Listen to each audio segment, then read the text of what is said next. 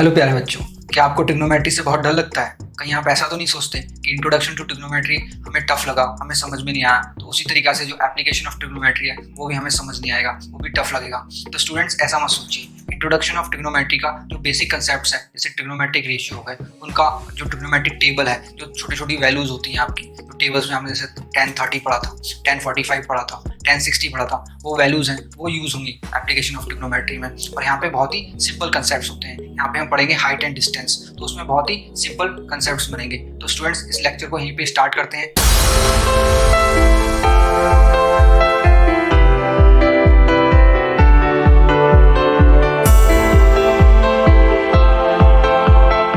प्यारे बच्चों, ये चैप्टर बहुत ही सिंपल है। इस चैप्टर में आपको सिर्फ दो कंसेप्ट याद रखने हैं। वो दो कंसेप्ट हैं एंगल ऑफ एलिवेशन और एंगल ऑफ डिप्रेशन। अगर आप एंगल ऑफ एलिवेशन और एंगल ऑफ डिप्रेशन समझ गए तो ये चैप्टर बिल्कुल हलवा लगेगा आपको। ठीक है स्टूडेंट, तो पहले समझते हैं हम एंगल ऑफ एलिवेशन क्या है।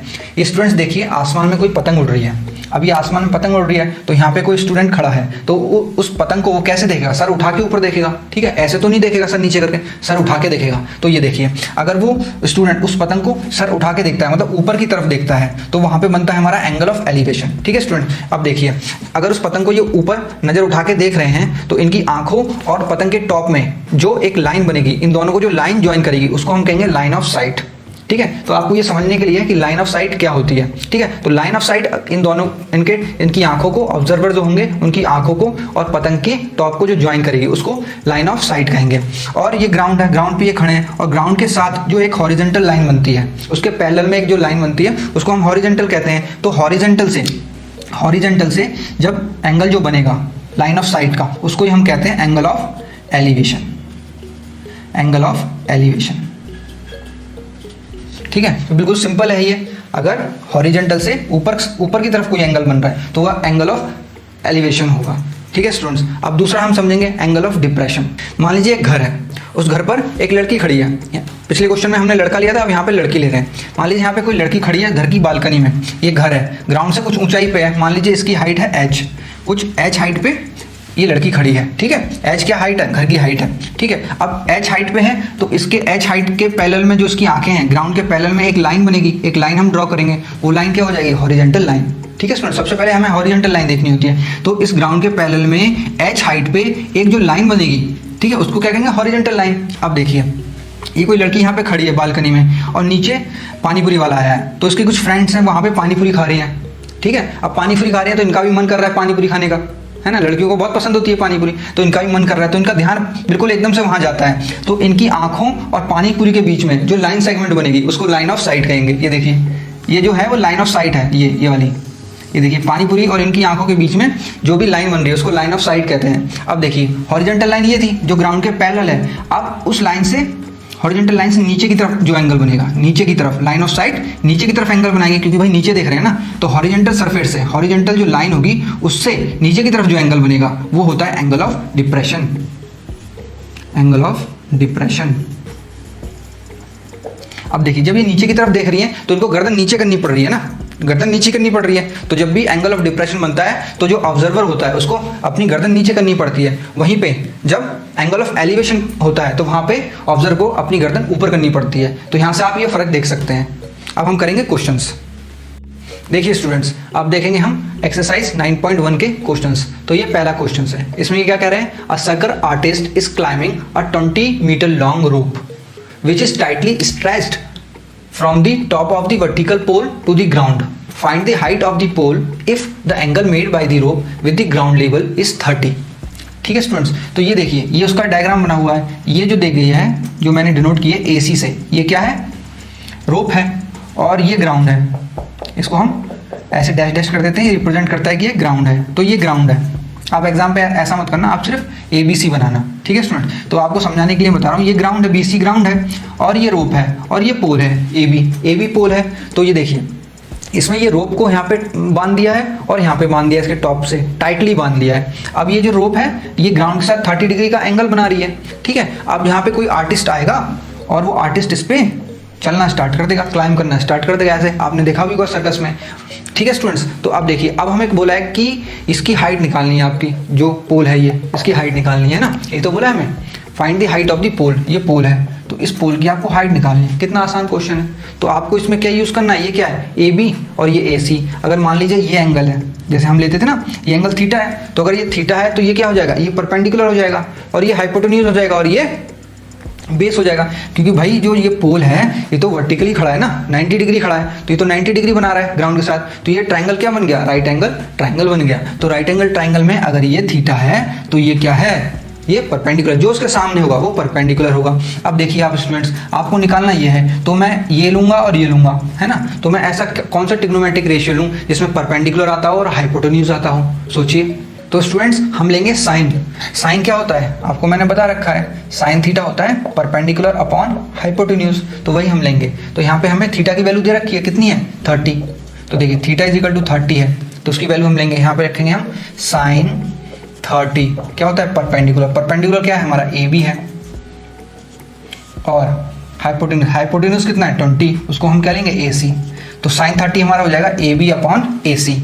ठीक है स्टूडेंट्स, अब हम यहाँ पे वैल्यूज पुट कर देंगे। तो sine 30 is equal to A B रहेगा अपॉन ये 20। या साइन 30 की आपको वैल्यू याद होगी तो वैल्यू भी आप पुट कर सकते हैं। मान लीजिए तो साइन 30 की वैल्यू आपको याद है तो आप वैल्यू यहाँ पे पुट कर दीजिए, वो होती है 1/2, ये हाफ। अब हम क्या करेंगे, क्रॉस मल्टीप्लाई करेंगे, 1 को 20 से, 2 को ए बी से, तो ये क्या हो जाएगा 2 times of A B is equal to 20। तो जो ए बी क्या निकल के आएगा, अब ये 2 यहाँ पे मल्टीप्लाई में ए बी के साथ, तो इधर आके वो क्या हो जाएगा डिवाइड में, तो 20/2, और ए बी क्या हो जाएगा, A B is equal to 10 metre. ये यूनिट जरूर लिख के आना आप मीटर, क्योंकि आपको दे रखा है, ये देखिए 20 मीटर लेंथ दे रखी है ना रोप की। तो आप जब हाइट निकालेंगे पोल की तो उसको भी आपको यूनिट लिखना पड़ेगा। इसके आपके हाफ मार्क्स रहते हैं यूनिट्स के, आप ये नोट डाउन कर लेना। यूनिट के हाफ मार्क्स होते हैं, हाफ टू 1 मार्क। अगर आप ये ना लिखेंगे तो आपका आधे से 1 नंबर कट जाएगा। और आप इतना भी लिख के आ गए ना, इतना sine theta is equal to P/H, ये भी आप लिख के आ गए तो आपको 1 मार्क मिल जाएगा। ठीक है स्टूडेंट्स, और इसको सॉल्व करेंगे पूरा तो आपको फुल 2 मार्क्स मिलेंगे। स्टूडेंट्स अब हम करेंगे क्वेश्चन नंबर 2। देखिए क्वेश्चन नंबर 2 में ये क्या कह रहे हैं, a tree breaks due to storm and broken parts bend so that top of the tree touches the ground making an angle 30 degree with it. The distance between the foot of the tree to the point where the top touches the ground is 8 meter. ठीक है, तो ये हमारे काम की चीज़ हो गई, एक ये एंगल काम की चीज़ हो गई। अब देखिए एक क्वेश्चन क्या है ये मैं आपको बताता हूँ। जैसे क्या होता है, कभी आंधी आती है, तूफान आता है, तो जब आंधी तूफान आता है तो उसकी वजह से पेड़ जाते हैं टूट, तो वही से हमारा क्वेश्चन अराइज होता है कि वही यहाँ से बहुत तेज तेज हवाएं चल रही हैं, आंधियाँ आ रही हैं, ये देखिए।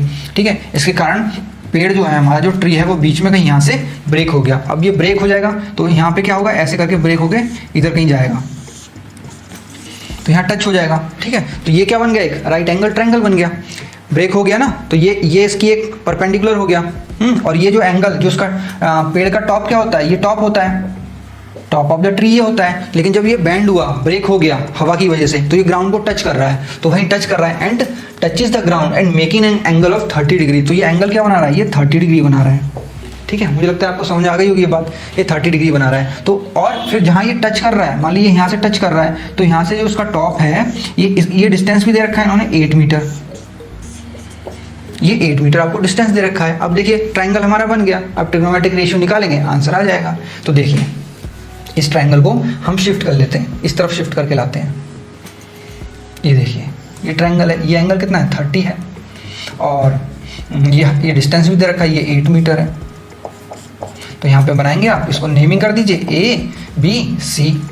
ठीक है, आपको क्या बोला है, ट्री की आपको हाइट निकालनी है, तो आपको ट्री की हाइट क्या हो जाएगी, दिस प्लस दिस, क्योंकि ये पूरी ट्री की हाइट है तो आपको ये भी निकालना होगा और ये भी निकालना होगा। तो फर्स्ट पार्ट हम ये निकालेंगे। तो देखिए आप लिखिएगा इन ट्रायंगल ABC, है ना। अब देखिए ये क्या बेस है और ये इसकी एंगल है, तो ऐसा क्या है जिसमें बेस आता हो और परपेंडिकुलर आता हो और बेस आता हो। तो इन ट्रायंगल ABC हम लिख सकते हैं tan थीटा, क्या होगा tan थीटा क्या हो जाएगा AB अपॉन BC।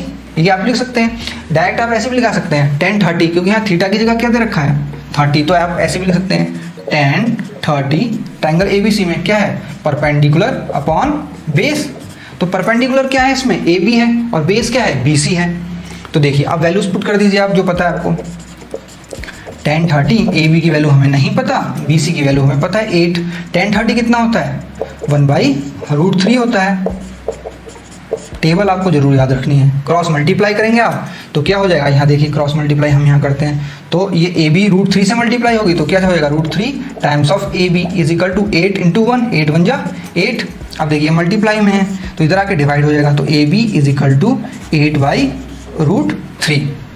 अब ये यूनिट दे देना यहाँ पे मीटर, लेकिन हमें ए बी थोड़ा ना निकालना है, हमें तो हाइट ऑफ द ट्री निकालनी है। तो हाइट ऑफ द ट्री ये क्या है, अगर हमारा ये ए है, ये बी है और ये सी है तो सी ऊपर जाएगा, सी हमारा क्या बन जाएगा, टॉप बन जाएगा। तो हमें तो ये पूरी हाइट निकालनी है तो उसके लिए हमें ए सी भी निकालना पड़ेगा।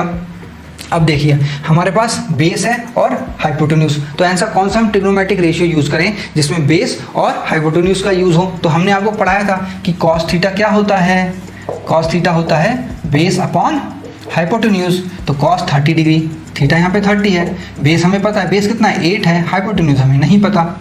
ये देखिए तो cos 30 कितना होता है, √3/2 होता है और 8/h क्रॉस मल्टीप्लाई करेंगे तो h मल्टीप्लाई होगा √3 से तो ये हो गया √3 टाइम्स ऑफ h और 2 होगा 8 से, 2 8 जा, आप ऐसे लिख सकते हैं यार 2 8 जा 16 तो √3 टाइम्स ऑफ h। अब हमें h की वैल्यू चाहिए क्योंकि हाइपोटेन्यूज है ये वाली, तो और क्या लिख सकते हैं हम, h हो गया हमारा 16/√3। ठीक है स्टूडेंट्स, लेकिन हमें हाइट निकालनी है तो हाइट हमारी क्या थी, हाइट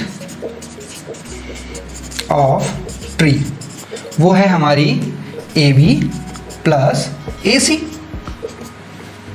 ए बी कितना है 8/√3, ए सी कितना है हमारा, जो एच आया हमारे निकल के वो ए सी तो है, वो है 16/√3। ये हो जाएगा, एलसीएम तो सेम रहेगा √3 और 8 + 16 कितना होता है, ये होता है 24, तो 24/√3। लेकिन आंसर यही नहीं है, यहाँ पे आपको नहीं छोड़ना है क्योंकि डिनोमिनेटर में √3 आ रहा है तो वहाँ पे हमें रूट में नहीं छोड़ना होता है। जब भी डिनोमिनेटर हमारा अंडर रूट में हो तो हम उसे रैशनलाइज करते हैं। तो वो देखिए 24/√3, तो उसको रैशनलाइज करेंगे तो जो डिनोमिनेटर में है उसी को न्यूमरेटर मल्टीप्लाई करेंगे ऊपर से भी और नीचे से भी, तो ये क्या हो जाएगा 24√3/√3 × √3 क्या होता है 3 होता है। अब देखिए इस 3 से ये कैंसिल आउट हो जाएगा, कितने टाइम्स 8 टाइम्स, 3 8 जा 24 होता है तो ये हो जाएगा 8√3 ये मीटर्स।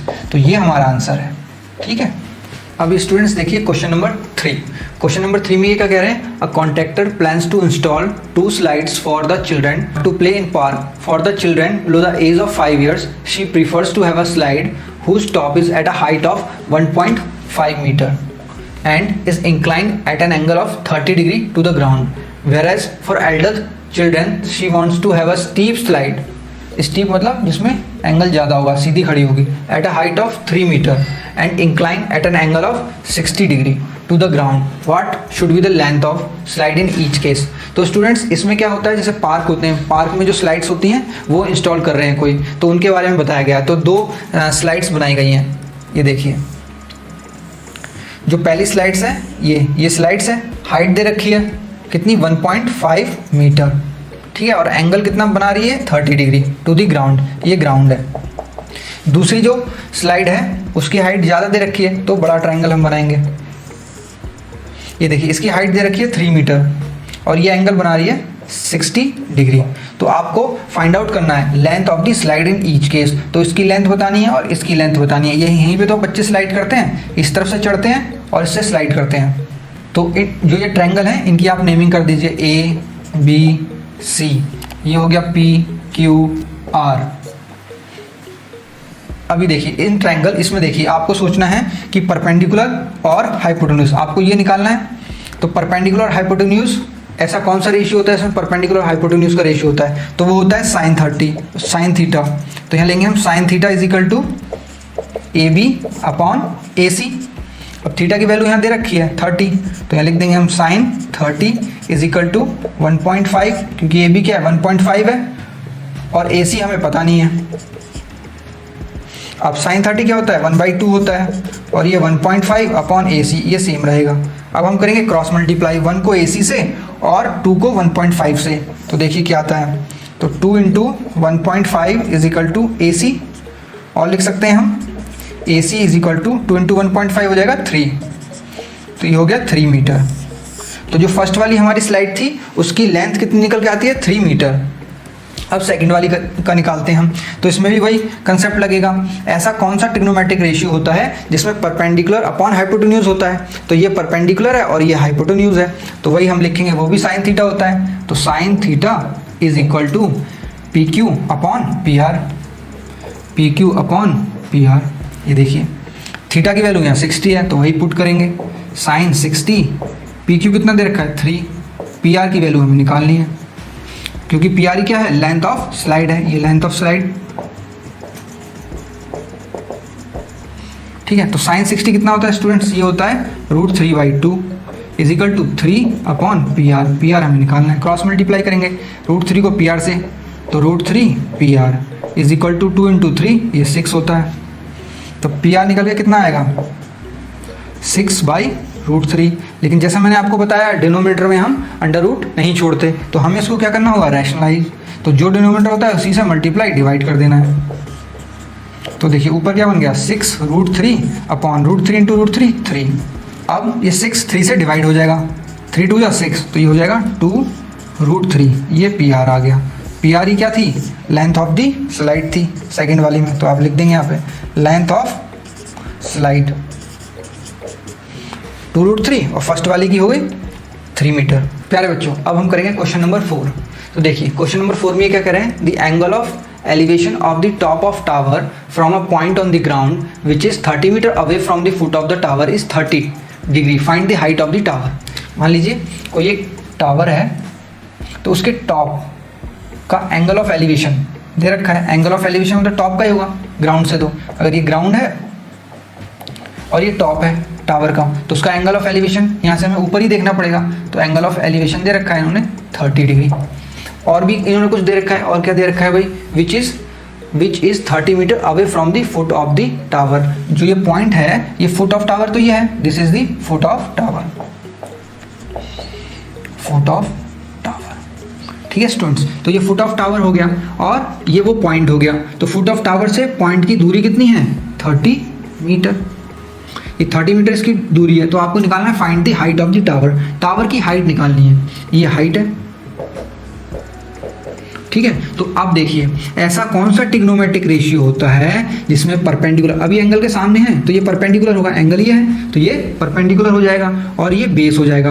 तो ऐसा कौन सा ट्रिग्नोमेट्रिक रेशियो होता है जिसमें परपेंडिकुलर अपॉन बेस का रेशियो हो, तो आपको मैंने पढ़ाया था, वो होता है भाई परपेंडिकुलर अपॉन बेस क्या होता है, तो वो होता है tan थीटा होता है। तो यहाँ पे हम वैल्यू पुट कर देंगे, तो परपेंडिकुलर क्या है, उसकी तो हाइट है, वो तो हमें निकालनी है, इसकी नेमिंग कर दीजिए आप ABC।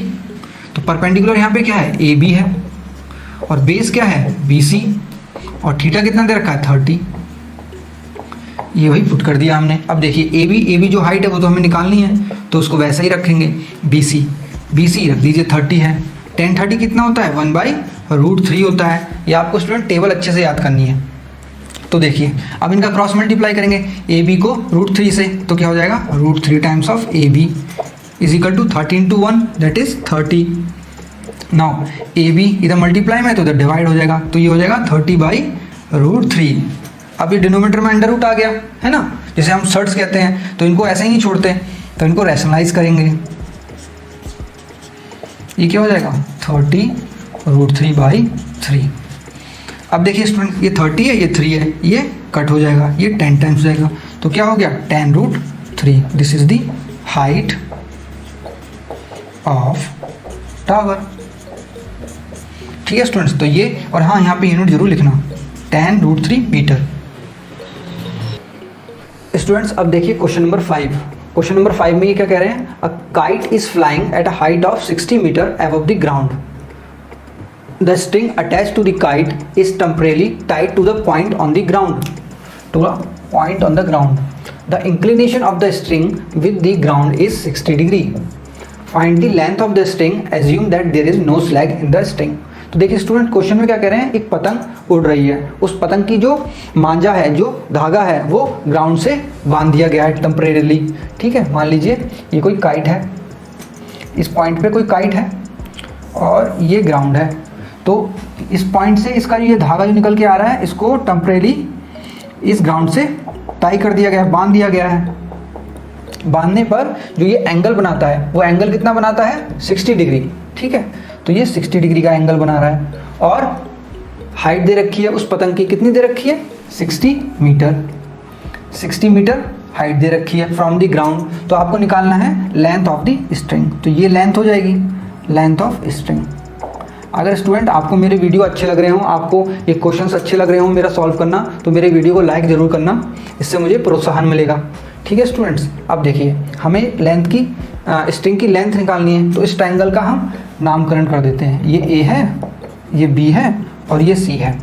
अभी स्टूडेंट्स आपको थोड़ा सोचना है, आपको थोड़ा सोचना है, क्या सोचना है कि भाई मेरे पास हाइट है और मुझे ये निकालना है, तो कौन सा ट्रिग्नोमेट्रिक रेशियो मैं यूज़ करूँ, है ना, जिसमें परपेंडिकुलर और हाइपोटेन्यूज आता हो।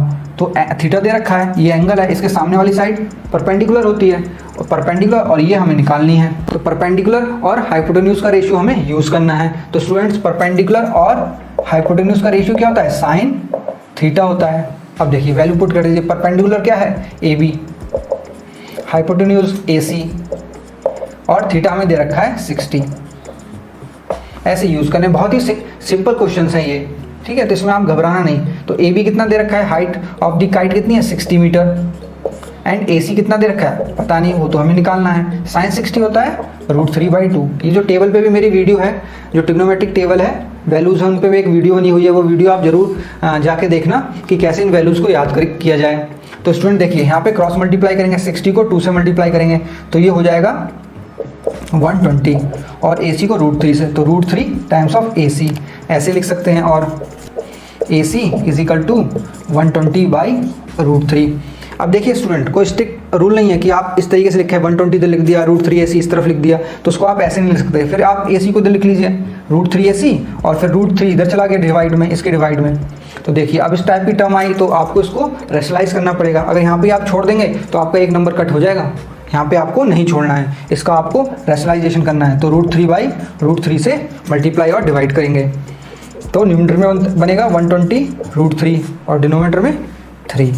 अब देखिए ये 120 है और ये 3 है तो ये इससे डिवाइड हो जाएगा, तो ये बनेगा 40√3 मीटर। यूनिट जरूर लिखनी है, अगर यूनिट नहीं लिखेंगे तो हाफ या एक नंबर यहाँ कट सकता है, ठीक है। तो ये देखिए AC = 40√3 मीटर। ये हो गई लेंथ ऑफ द स्ट्रिंग। आप और लिख भी सकते हैं लास्ट में अगर आपके पास टाइम होगा, लेंथ ऑफ स्ट्रिंग = 40√3 मीटर, ठीक है। ऐसे जरूर लिखते हैं यूनिट के साथ। तो स्टूडेंट्स ये थे एक्सरसाइज 9.1 के 5 क्वेश्चंस, ठीक है। और जो रेस्ट क्वेश्चन है वो आपको नेक्स्ट लेक्चर में होंगे। तो आपको ये वीडियो अच्छी लगी हो तो मेरे चैनल को सब्सक्राइब जरूर करिएगा। Thank you.